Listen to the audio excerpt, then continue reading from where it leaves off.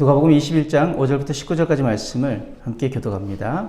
어떤 사람들이 성전을 가리켜 그 아름다운 돌과 헌물로 꾸민 것을 말하며 예수께서 이르시되 너희 보는 이것들이 날이 이르면 돌 하나도 돌 위에 남지 않고 다 무너뜨려지리라. 그들이 물어 이르되 선생님이여 그러면 어느 때 이런 일이 있겠사오며 이런 일이 일어나려 할 때 무슨 징조가 있사오리이까?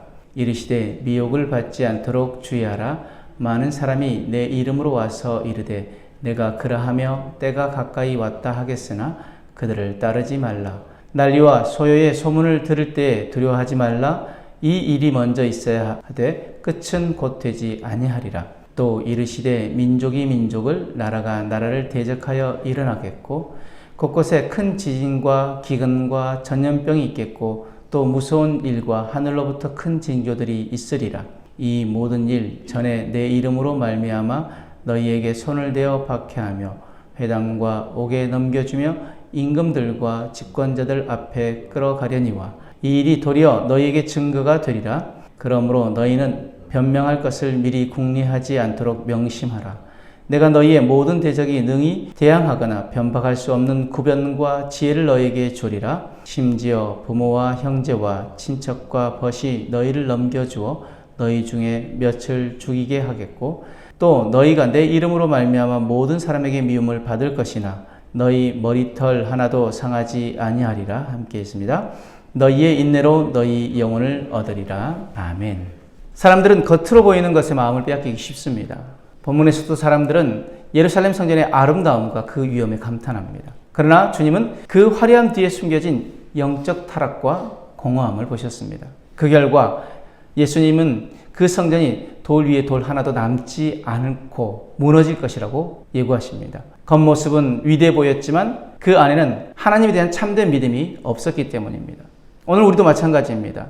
교회 건물이나 겉모습보다 더 중요한 것은 그 안에 있는 신실한 믿음과 순결한 예배입니다. 주님은 겉이 아닌 속을 보십니다. 7절에 11절 말씀에 제자들은 성전 파괴의 말씀을 듣고 언제 그런 일이 있겠습니까? 라고 묻습니다.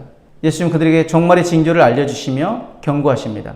거짓 그리스도가 등장할 것이고 전쟁과 소요, 기근과 지진, 두려운 일들이 일어날 것이라고 하셨습니다. 지금 이때가 아닐까 싶습니다. 전쟁, 두려운 일들, 소요, 지금 계속 일어나고 있는 일. 하지만 예수님은 그것이 끝이 아니라고 말씀하십니다. 이 모든 일은 시작일 뿐이며 믿는 자들은 두려워하지 말아야 한다고 하십니다.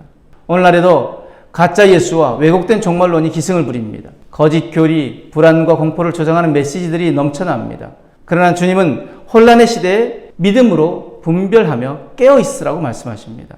데살로니가서 5장 6절 8절 말씀에 그러므로 우리는 다른 이들과 같이 자지 말고 오직 깨어 정신을 차릴지라. 자는 자들은 밤에 자고 취하는 자들은 밤에 취하되 우리는 낮에 속하였으니 정신을 차리고 믿음과 사랑에 호신경을 붙이고 구원의 소망에 투구를 쓰자. 아멘. 지금 이 시대에 우리가 다른 이들과 같이 자지 말고 정신 차려 깨어 있어야 할 줄 믿습니다. 우리가 깨어 있지 않으면, 우리 믿는 자들이 깨어 있지 않으면 결국 우리는 믿지 않는 자들과 같이 멸망의 길로 갈 수밖에 없습니다. 기억하십시오. 지금 이 시대는 정말 주님 다시 오실 그날이 멀지 않은 시대 같습니다. 그러므로 우리 모든 믿는 자들은 깨어 정신을 차리고 믿음과 사랑에 호신경을 붙이고 구원의 소망에 투구를 쓰고 주님 다시 오실 그날을 맞이할 준비를 해야 될 줄 믿습니다. 12절에서 15절 말씀에 예수님은 제자들이 장차 박해를 받고 감옥에 갇히며 권력자들 앞에 서게 될 것을 말씀하십니다. 그러나 그 순간에 입을 열 수 있는 지혜와 말을 주시겠다고 약속하십니다. 사도행전에서 우리는 이 말씀이 그대로 이루어지는 장면을 봅니다. 베드로와 요한이 붙잡혀서 신문을 받지만 담대히 복음을 전했고 바울은 옥에 갇힌 가운데서도 그가 복음을 전하는 그 기회를 얻게 되어집니다. 하나님은 고난의 자리에서 우리를 무능하게 내버려 두지 않으십니다. 오히려 그 고난을 통해 복음을 증언하게 하십니다. 우리 역시 편안한 삶만 추구하는 것이 아니라 박해 속에서도 주님을 부끄러워하지 않고 드러낼 수 있는 그 믿음을 구해야 할 줄 믿습니다. 베드로전서 3장 14절 15절 말씀에 그러나 의를 위하여 고난을 받으면 복이 있는 자니 그들이 두려워하는 것을 두려워하지 말며 근심하지 말고 너희 마음에 그리스도를 주로 삼아 거룩하게 하고 너희 속에 있는 소망에 관한 이유를 묻는 자들에게 대답할 것을 항상 준비하되 온유와 두려움으로 하고. 지금 앞에 있는 두려워하는 것들을 두려워하지 말라고 말씀하시는데 뒤에 너희가 항상 준비하되 온유와 두려움으로 하고 한데 이 두려움은 뒤에 있는 두려움은 다른 것이 아니라 헬라 포부인데 그것은 하나님을 경외하는 마음입니다. 우리 안에 소망에 대해서 사람들이 물을 때 우리가 준비하라는 것입니다. 온유와 하나님 경외하는 마음으로 우리가 그들에게 전할 것을 준비하고 성령님께서 우리의 입술을 통하여서 복음의 증인의 삶을 살게 하실 것입니다. 복음이 증거되어질 때 그것을 통하여서 믿지 않는 자들이 주님께 돌아오는 역사들이 일어날 것입니다. 그러므로 우리는 준비해야 된다고 말씀하십니다. 지금 계속 이야기하시는 것, 정신을 차리고 깨어있고 준비하라고 말씀하시는 것을 우리는 오늘 우리 마음에 새겨야 될 줄 믿습니다. 16절에 19절 말씀에 예수님 더 나아가 제자들이 가족과 친구들에게 미움을 받고 심지어 죽임을 당할 것이라고 말씀하십니다. 그러나 그 가운데서도 분명한 약속을 주십니다. 18절 19절에 너희 머리털 하나도 상하지 아니하리라. 너희의 인내로 너희의 영혼을 얻으리라. 이 말은 고난이 없다는 의미가 아닙니다. 고난이 있어도 하나님의 보호는 절대로 끊기지 않는다는 그 약속입니다.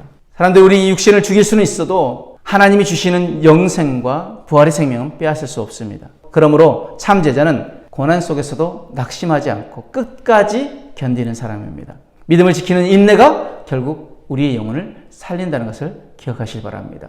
그러므로 우리는 깨어있어 정신을 차리고 온전히 하나님을 경외하는 마음으로 준비하고 그리고 끝까지 견딜 때 우리는 주님 앞에 섰을 때 그 약속하신 것을 받아 누리게 될 줄 믿습니다. 히브리서 10장 36절 말씀에 너희에게 인내가 필요함은 너희가 하나님의 뜻을 행한 후에 약속하신 것을 받기 위함이라. 아멘. 그렇게 우리가 깨어있어 정신 차리고 우리가 주님 오실 날을 우리가 준비하며 하나님 경외하는 마음으로 온전히 우리가 그 하나님의 뜻을 행하며 그리고 우리가 끝까지 견뎌낼 때 하늘의 상급으로 하나님께서 우리에게 갚아 주실 것을 믿습니다. 말씀의 결론으로 눈에 보이는 것에 흔들리지 마시기 바랍니다. 이 시대는 겉으로 화려하고 강한 것들이 중심이 되는 세상입니다. 하지만 모든 것이 유한하며 세상 권세도 지나갈 것입니다. 주님 말씀하십니다. 두려워하지 말라, 인내하라.